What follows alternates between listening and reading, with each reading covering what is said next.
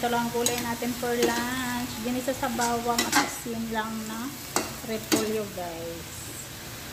So, ayan. Hindi na natin nilagyan ng water, guys. Ganyan lang. Ayan. Igisa nyo lang, guys, sa bawang. Tapos, lagyan mo ng konting asin. Ayan. Meron na tayong healthy gulay, guys.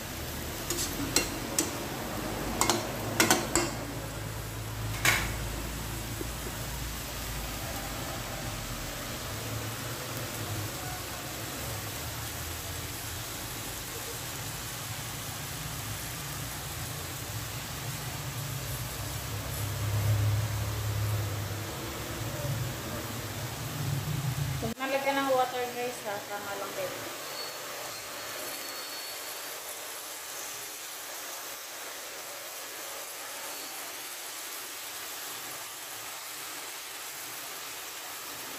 So, ayan lang, guys. Thank you for watching. Enjoy lang, everyone.